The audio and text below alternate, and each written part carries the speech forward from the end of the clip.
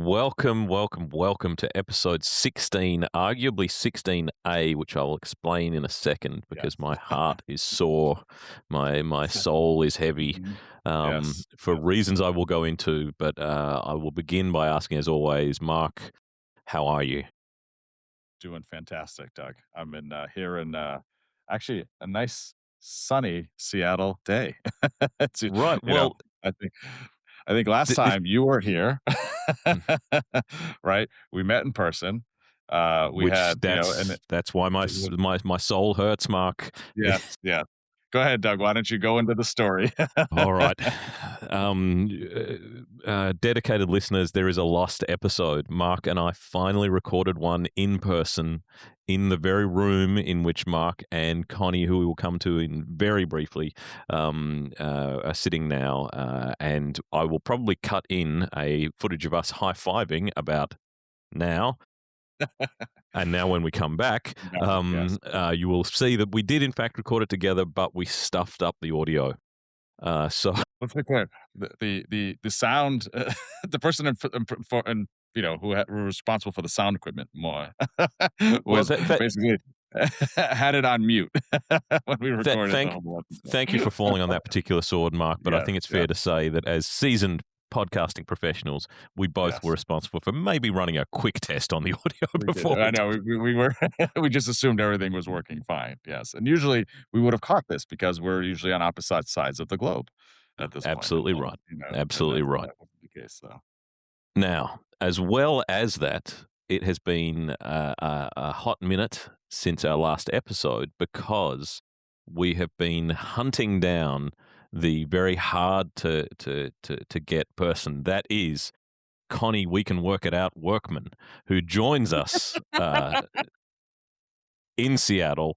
Connie, yes. please introduce yourself quickly and give a very, very short background, and we'll push on from there.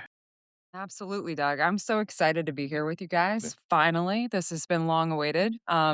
My name is Connie Workman Watkins. I lead now our global and strategic account teams here at AWS. I've been with the team running the Connect Mhm. practice for the past 3.5 years.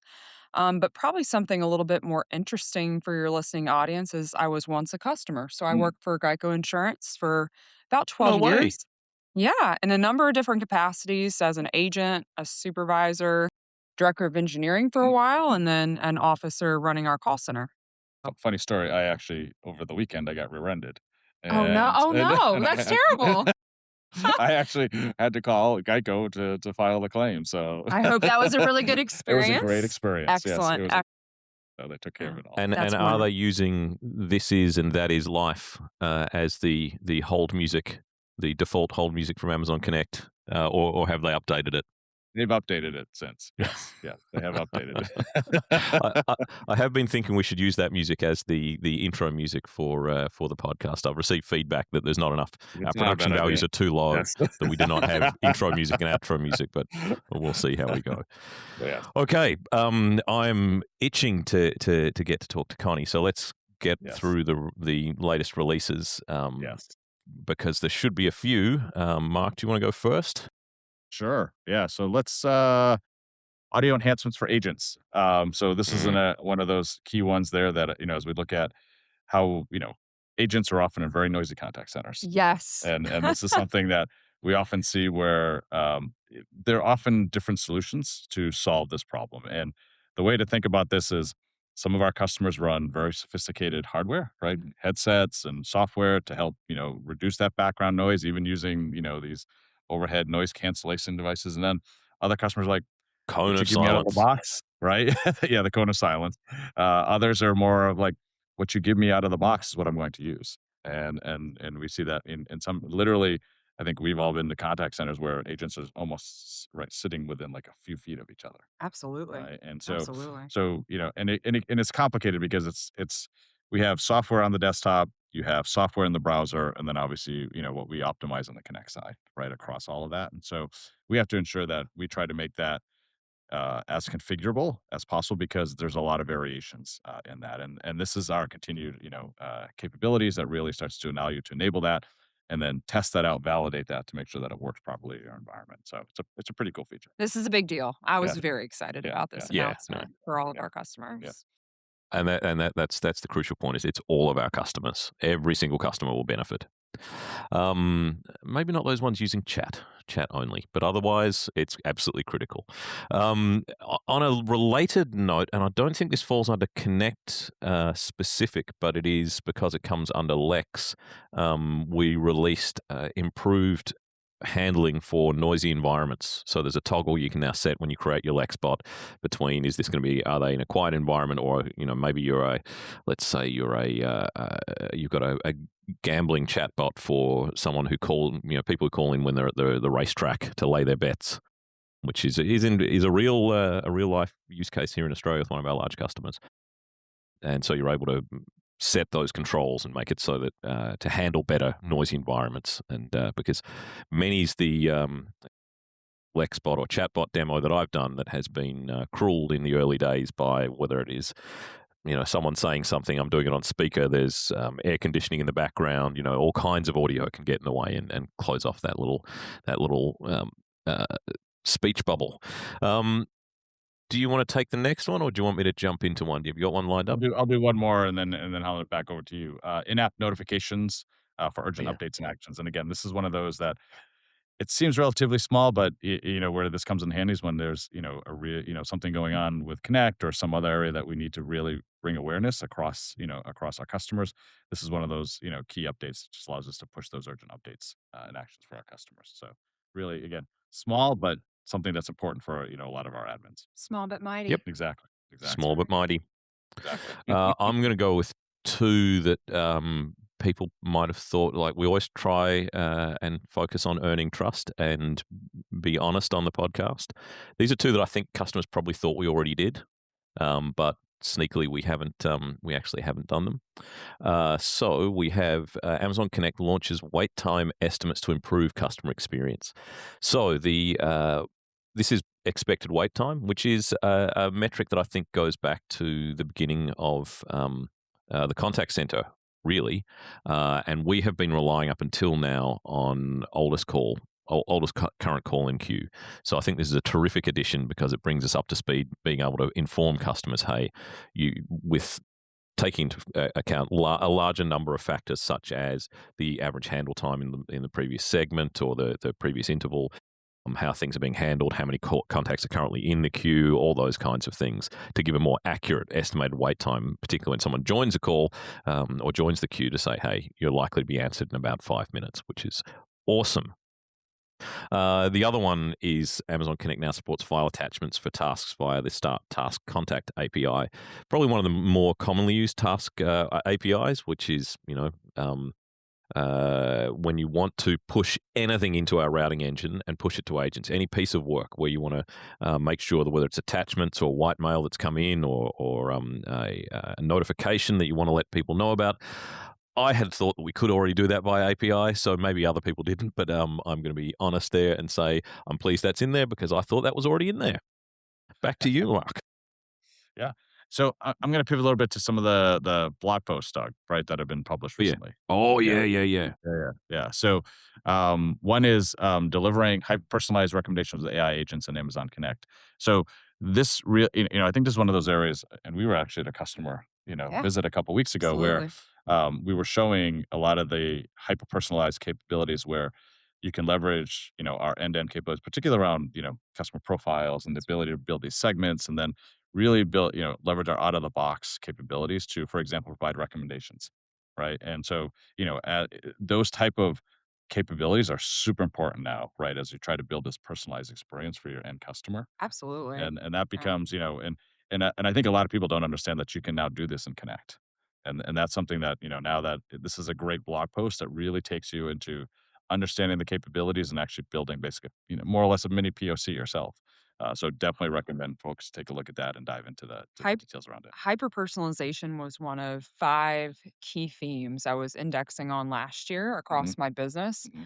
and I think it's just something that we have to be thinking about for the customer. And it's not a nice to have, it's a must have at this 100%, point, right? 100%. To give those tailored recommendations. So excited to see what we're doing within Amazon Connect Yeah. for hyper And I mean, personalization. we know a little bit about this at Amazon, Yes, right? So we do a pretty good job of it here, and so absolutely. that is one of the advantages. Is a lot of the aspects that we built into the product we learned. And to put some meat on the bones of that the concept, I find it useful to say to customers what we're aiming for here is that every single listener to this podcast, if they were to call into our organization, would have a different experience based on the business they've done with us in the past, the interactions, the products, the time of year, the time of month, whatever it is, whatever those credentials or variables you want to use to decide. But it's not just greeting someone by name. It's using all that context and all those different factors to actually change that experience. Super cool. Did you have another blog post there? And let's talk Yeah, I briefly did. about the value of blog posts. I think I don't know. Do you want to? Because I think that they take our what's news and really contextualize them. If you want to understand why a release matters, the blog posts are going to explain that by taking a specific example and going super deep on it. And that's a good Exactly, example there. exactly, 100%. And the other one here is customer experience predictions from industry prognosticators. So this is Heidi Elmar, one of our lead PMMs. I think we need to get her on the pod I at agree. some point soon on that, right? Because I think um, I'll leave it because I think we could probably spend a whole episode on this area, right? Because particularly in this space is moving incredibly fast. It's the demise of the contact center, right? And I think, I think Hmm. we have a very strong opinion of that's actually not the case. Actually, we're going to be the core system of engagement, right, across the board for your customers. And I think this is something that I think is a great article to read into, right? Hearing from some of the industry experts in the space, and then I think, like I said, we'll this will definitely be a future problem, but this is homework for the audience. Take a read through this blog post. It'll be an upcoming discussion that we'll have, with everybody. I can't resist. I've got to talk. I can't leave it, Mark. Go ahead, Doug. Go ahead, hit it, Doug. I think because there are a lot of our sort of serious large hyperscaler competitors, but also Yes, a million companies called something.ai who are out correct. there talking to Yes, every one of our customers and talking to everyone saying the humans are dead. You will never yes, need a contact center again. It's all gone. The robots have won, and it's yes, right. utopia. Yes, What you said there, I think, is really, really interesting, which is customer issues will still exist. And I mean, I was having a conversation just yesterday with a Queensland customer for whom their AI agents are struggling to respond in a reasonable time frame because they have the same problem that everyone's always had, which is their data's all over the place. And these poor agents have a big job on their hands going in a timely fashion, going and finding all this information. So the same problem exists. It's just changed and the tools may be more efficient or maybe smarter, but it's you still need to solve them. And who better to solve those problems than a routing engine, reporting engine, and an orchestration engine that can take that piece of work, utilize new tools, and I don't just mean AI tools, whatever tools that come along, whether it be a human, whether it be AI, whether it be some pre-built mechanism, or even yes, an API call or something, Lambda function, our good old friends, but mhm, the platform that can do that end to end and critically give you reporting on it, give you explainability, give you observability across the whole thing is absolutely fundamental. Wow, I'm looking forward to that episode, as you can tell. And I promise not to talk as long during that one when we have it. Oh, I don't believe Um, that, but sure. I do have form. I've got form. We'll close out the updates by wrapping together a bunch of ones for cases. So this is where, and sometimes, and we were talking about this before we began recording. Sometimes our releases are so small that you kind of think, oh, it's not really a thing. Yeah. Like you can't really Oh, say. But we when would you call those actually we would call those often paper cuts, right? paper cuts, yeah, just Yeah, rounding out yes, the product, just yes, adding, yep, filling out the feature set, giving it parity with the exactly. other Mhm. sort of parts of the platform. But there's been so much focus on cases, and cases is so important when we talk about what we've just been talking about, which is that orchestration engine. Where, and to give everyone's a 10-second refresher, the idea of cases is contact centers historically have been focused on every customer interaction is a discrete interaction. And we see that from how many calls have you taken, what's the average handle time, how many have we got through, all that kind of, it's all sort of bang, bang, bang. But from the customer perspective, they may have gotten contact 4 or 5 times over a very long period for what is for them one issue, which is handling a return or, filling out a form and to apply for something, whatever that is. Could be, the insurance use case we're talking about there with Geico, where, Marc, you have begun a case now that you've been rear-ended, where you need to Yes. have many touch points. And I think we all feel for you. Yes. So, having brought everyone up to speed with cases where that's us thinking of from the customer perspective, how do we group together these various touch points and interactions? So, cases now supports CloudFormation. So, as part of your CI/CD pipeline and getting your Connect instances code, that cases is part of that. Amazon Connect now also simplifies linking related contacts to cases using flows, which is super useful, tying it back to that hyper-personalization. Someone has called in, we managed to see, hold on, and an agent has gone off and worked out that actually there's some other components here within the flow without a human having to interact. We can then associate that data together to give that richer view of the hyper-personalization. We now support tag-based access control for cases. Just, again, that's one of those paper cuts, bringing things up to parity. And there was two more. Amazon Connect cases now support CSV upload for dependent field options. To give you the quick blurb on that, Amazon Connect cases now enables you to bulk configure cascading drop-down menus for case fields by uploading CSV files containing field option mappings. That is just a way to save administrators' sanity, I think, as they're going through cascading options and all those kinds of things. Yes. And the last two, Amazon Connect cases now supports AWS service quotas. Again, probably thought it already did, but now it does. And Amazon Connect cases now supports larger multi-line text fields. And when I don't mean a dig at anyone, because first and foremost, I love Marc, but I love the service team generally. And you guys work hard to put out new features and new functions as quick as you can to get them into our customers' hands so they can use them. So sometimes there are just these little lag catch-up things, tidying up the doing the housekeeping.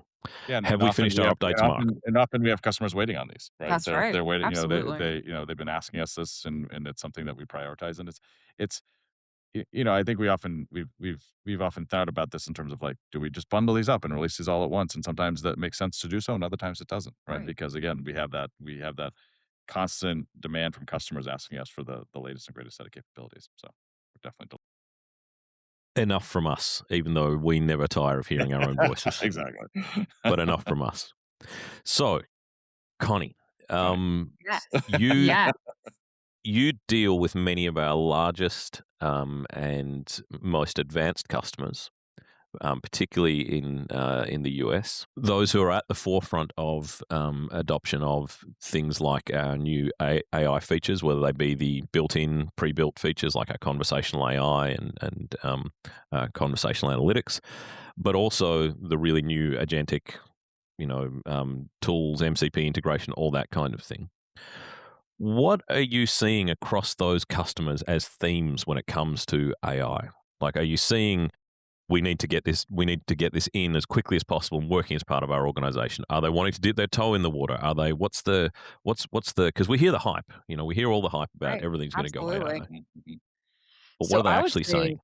yeah, what are they actually saying? I think it really depends on the customer and where they are in their journey. I would say the majority, though, are really looking to figure out what is their first step Mm. and how fast can they get it done. So I think there's a lot of downward pressure Mhm. from all of the news and the press that's out there on what generative AI can bring, agentic AI can bring in terms of reduction of staff, as we talked about at the beginning, right? How can I get agents out of the contact center? I never see a world where agents don't exist, right? And that's a talk track I have with my customers. How can we help you to optimize this? But it's really just about that discovery, and our customers want to test. Yeah. They want to get out there and understand, does this technology, whether it's AWS or something else, does this work for my needs? And is it delivering best in class experience or not? And how do we help our customers really build that bridge to do so? I think is really the and some customers are a little bit more sophisticated. They have decision committees, now boards that are making these Mhm. decisions at the very top of the organization. So it's a very It's different almost a direction. mandate that you're seeing, right, from a lot Exactly. of these customers, right? It's like, we Exactly. need to have X amount of AI, That's right. right, being used in our, Well, it can come from the board, it can come from shareholders, it can come from like total. it's that top-down pressure. Yes. Absolutely. Yes, yes. And that kind of gets into the topic that we started to unpack a little bit, which is these are discussions that are starting to get outside of the contact center, Mhm. right? Mhm. Yeah. They're more of the customer experience ecosystem Mhm. at a lot of our Mhm. customers. And how do we figure out what their needs are, perhaps for Connect, but other things Mhm. in the ecosystem? What have you seen, Connie, in terms of helping customers through that journey? Like, getting them started, right? Like, what have you seen be successful, right? Because I think a lot of our customers struggle Yeah. to, like, "How do I get this how do I start? How do I get this off the Well, ground?" a lot of customers are struggling across the board. I mean, Yeah. the commonly everyone who's listening to this will no doubt have heard various statistics around the sort of 80 to 90% of AI You're right. POCs never make it to Yes. production. So let's Yes. start there. Like, when you see success, how have you begun? I think a lot of self-service projects 5, 10 years ago, you would really start with something very small, Right. right? A small line of business or area of your organization. And I still think that that might be Mhm. a good place. But I also tell customers, don't be afraid of the hard problems in your organization Mhm. where you're trying to take it to a different level of self service that truly agentic AI can help you kind of navigate. So I think the customers that I've seen be very successful are really working to unpack those institutional issues in their organizations and not be afraid to partner with us to unpack that, really understand all of the organizational changes that they're going to also have to make around it. Right. And that really sets us up for success to be able to get through it to a proof of concept that we ultimately can say, all right, is this working? Is it not? How do we iterate together and then ultimately get to value? And But there's I just think like the with any project, there's a Yeah. lot of change management Right. that Yeah. surrounds this, Yes. right? Mhm. Mhm.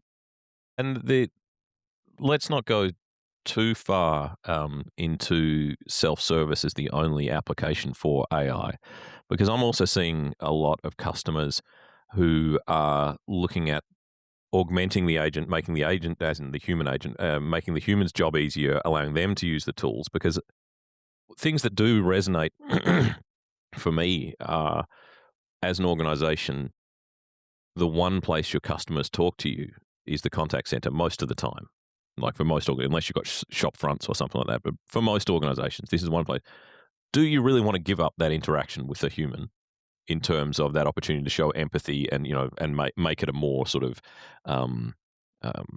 for want of a better term, it's not robotic, but because obviously their voices are great now and the bit, but it's not the same at this present moment as dealing with a Well, human. I think it becomes an interesting conversation because what are the metrics, right? What are the outcomes that you wanna have, right, by bringing AI into whether it's self-service or agent assist, right, That's as right. part of that interaction?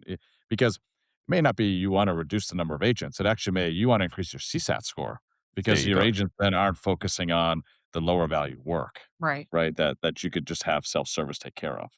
Mark Mm, and I were actually visiting a customer a couple of weeks back, and we mhm. were having this exact conversation Yes. Mhm. around metrics. And I was speaking to one of the executives in the room and saying, the metrics that have brought you here might not be the metrics of the future that you need Right. to look at. Mhm. And one of the things that I think has been very challenging to measure with ecosystems that are cobbled together is truly first contact resolution.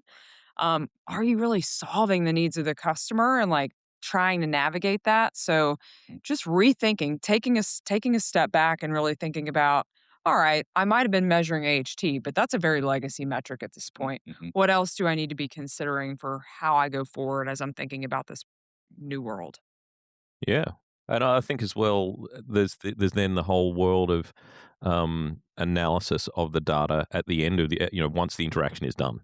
Unlocking that data for the rest of the organization. What are we doing well? What are we doing? What can we do better? It's that the AI has a place to play there as well. Well, and we've talked about this before, right? Is the fact that now it's not only how your human agents doing, but it's how your virtual agents are doing, That's right. right? And how Being how able to measure them against measure each both other. right, exactly, right, because Mm. Exactly. that is going to be super important as you start to scale, your self service and your virtual agents, and there's an element of thinking of them as almost being complementary to each other, That's right. right? From that perspective, and how do you get into a space where you have that visibility to ensure that you deploy the right level of capabilities from a virtual perspective as well as from a human perspective to ultimately address the entire set of business problems that you have in front of you. Absolutely. Yeah. Which kind of industries do you think are moving fastest in this area?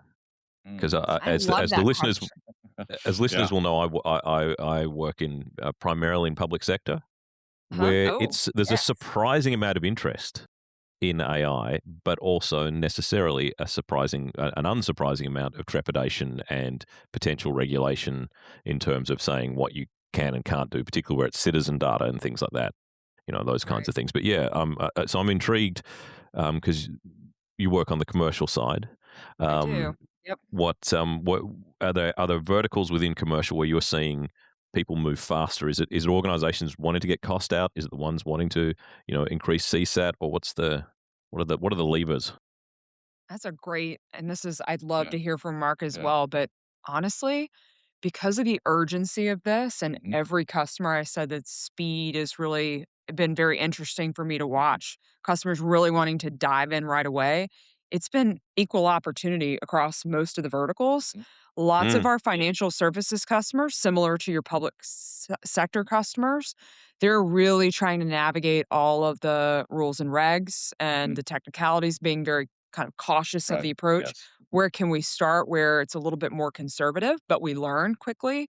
Travel and hospitality, Mhm. retail. And then my favorite right now, and a lot of the new conversations I'm starting to have, is with auto and manufacturing, Mm. which has mm, not been a typical vertical, right?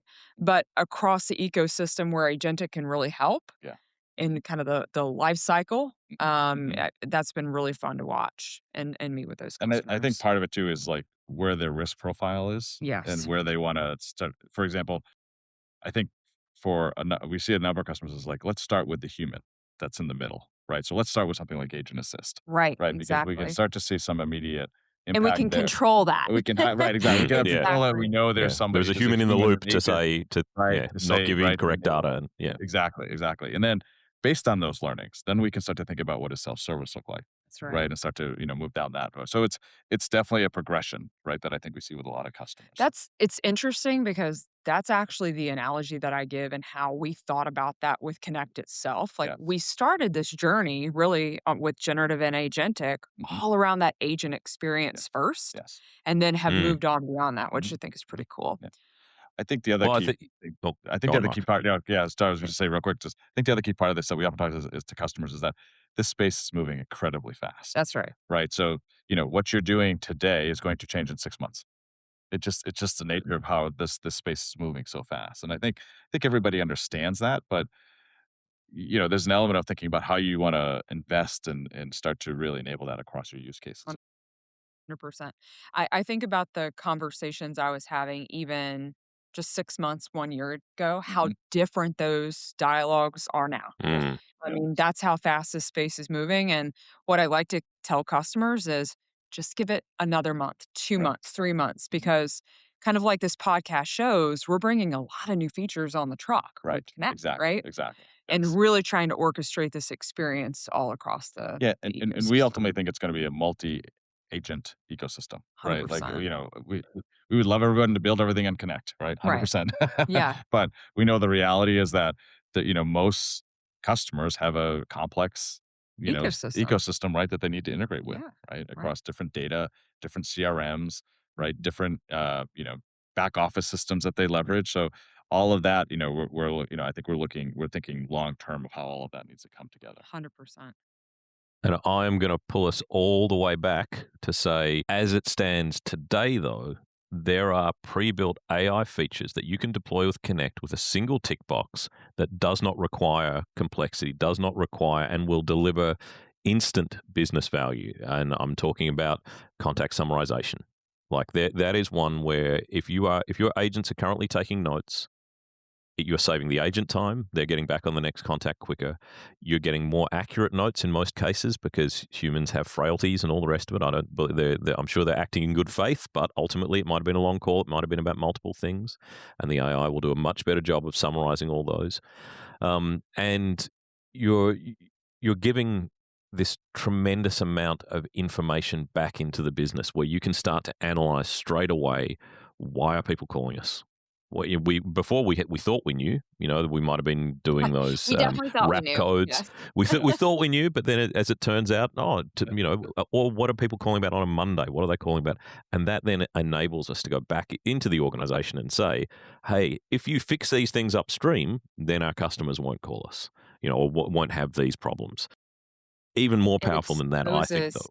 Oh, Yeah. it exposes those organizational challenges, right? Yes. I think back to your point, Doug, the legacy technology, and it would take an army of people just to yes. look through all of Right. that Oh, data, yes, all those yes. audio Well, files. they just couldn't, Yeah. right? They'd be like, No. you'd ask them and you go, how many of these recordings you review? Oh, maybe like 1%, Yep, maybe half a 2%. percent. Yeah, or 2%. And Like, we yeah. would get the questions like, "What are our main call drivers that Mhm. are causing friction?" And it was nearly impossible to Yeah, answer. yeah, And so, Yeah. yeah, And the the problem of wrap codes has always been, are agents entering legitimate information into the wrap codes? And secondarily, do your wrap codes actually capture what the call was about? Maybe there wasn't an option that matched what the call was actually about. But Mark, you were talking there, sir. No, I was gonna say, no, I think the other side of that is I think we often think about those analytics of how, you know, where are their gaps? Where are my right. worst agents doing? But it's also, how are your best agents doing, right? And how do we model that behavior? Exactly, right? Like Yeah, that is also a key aspect of this, is that I don't think we hear enough from customers that they think about that, that's right? Like, how do you really sort of take that, and then when as you start to think about your virtual agents, how are you taking those, those, what they're doing really well, and then start to scale that, that's right. right? Because that is essentially how you then start to build a great self-service experience even Well, more. and I was literally just yesterday in Queensland assisting a health customer, quite a large health customer, with their because we moved there from contact summarization into automated agent evaluations, which I think is even more powerful because there they had the genuine question. It was like, why is it that some of my agents take 8 minutes to answer this type of call, and some of them are taking 4 minutes? Is someone cutting corners, or is someone wasting time, or is there something I'm not understanding here? And finally, we're able to unlock that. And I think I intentionally began with contact summarization as a value within the business because it gives you data about into product, into sales, into marketing. We spent $10,000 on that marketing campaign. Did it have any impact? Is anyone talking about it? But ultimately, in that instance, I think the contact center can sometimes, and I think I might have said this on episode 1 of the podcast, can sometimes be like Cassandra from Greek mythology, where they can say, "Hey, I've spotted the problem. You guys, if you fix this, then this won't be." And that part of the business goes, "Dude, we have a work backlog going back 2 years. Like Yes. we're not getting to your problem anytime soon. And you guys are kind of annoying, so I don't care about your data. Just go there." Whereas the thing about automated performance evaluations is this is giving you information on something you have direct control over. You have control over the agents, and so getting the AI to listen to every single call, plus as well as we've said many times, the current level of listening to 2 calls per agent per month is just such a tiny sample size. So listening to That's right. every interaction and getting those AI answered questions on, when Connie answers a call, why does it go well? When Mark does it, why is the customer always grumpy? Like it's to choose a real world example. Like that's that is just so critical to improving the function of the contact center and really aligning and dragging the contact center fully into the main drivetrain of what the organization does, supporting every single step of the way rather than being this thing off to the side that's just answering calls and, hey, customers are calling complaining. Could you just answer it and find out what's happening? Now you're actually feeding back data. It's part of that flywheel that we always like to talk about.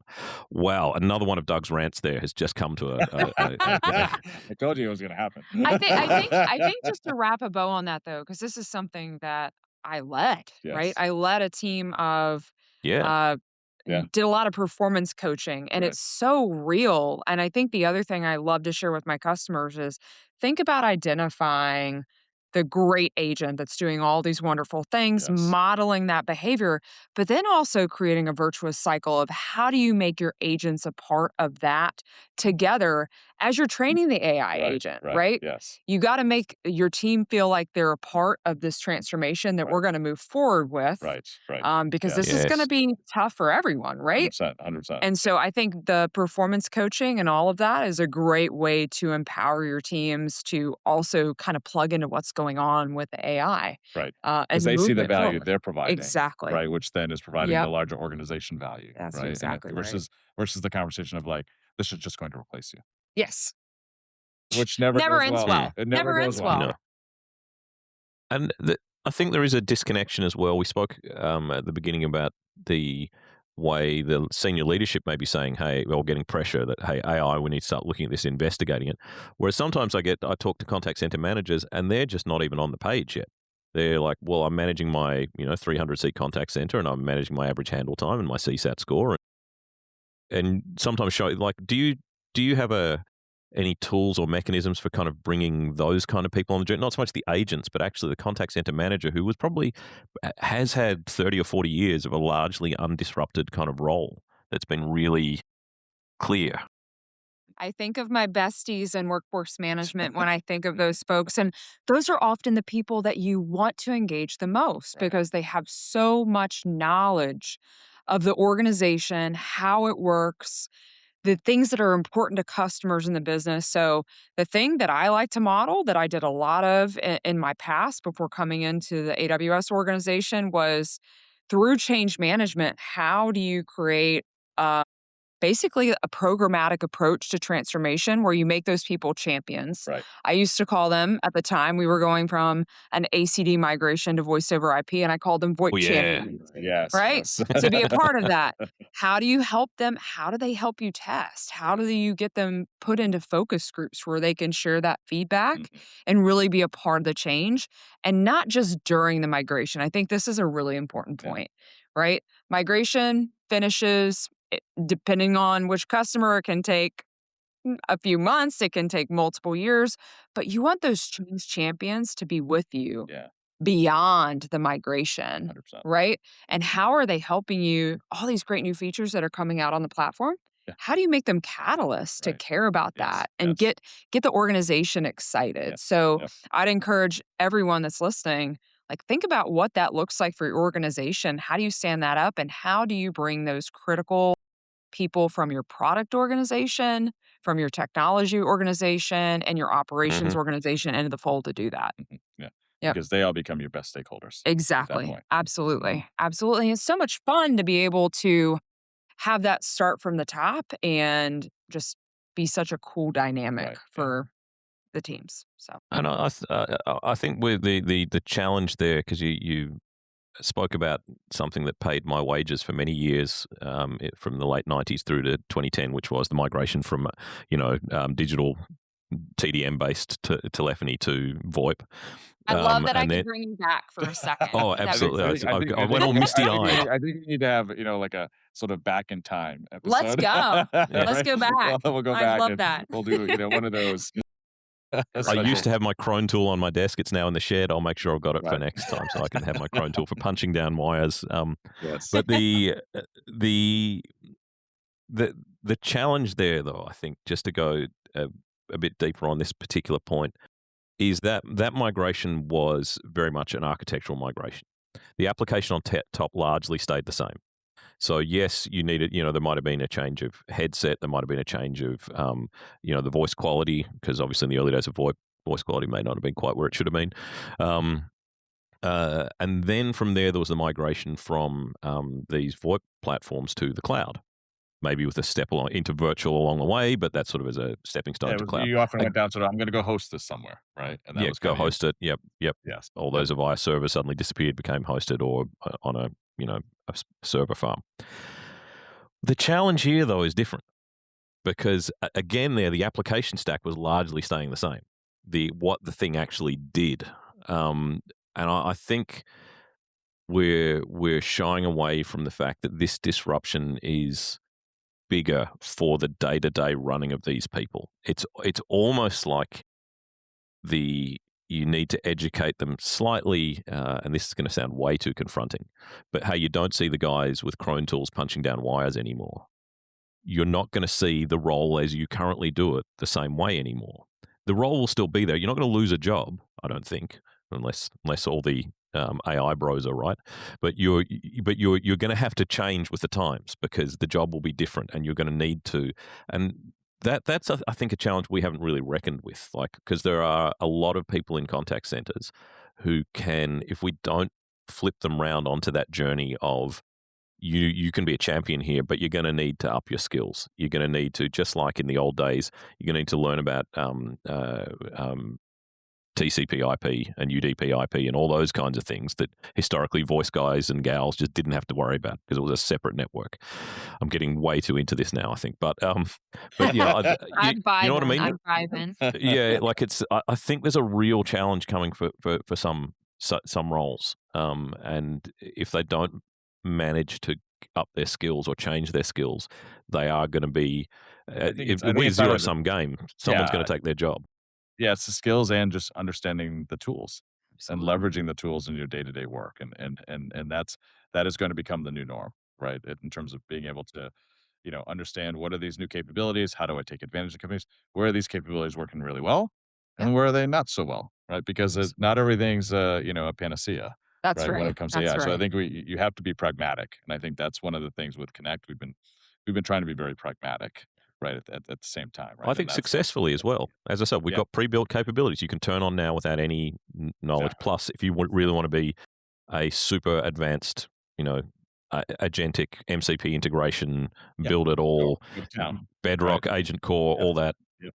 go Mhm. crazy. You can absolutely Exactly, do that. exactly. All Yes. right, Mark, do you have a final wrap-up I question do have for one wrap-up Connie? Because question. I Oh, know I Connie like the needs to go wrap-up be question. Connie. Well, Connie has so an appointment that she needs to get yeah, I she to. do. does, So I she does, she do. does. I do too. I gotta go see a hockey game. So, um, so, I think we've with Connect, we talk a lot about unlimited AI, Yes. right? So how oh have how does that come up with Man, customers? what a I know, zinger at the end, yes, Mark. I always tend to come with the zingers at the end. So, Okay. yeah. how have you seen our customers reacting to that and leveraging that? Right? Yeah,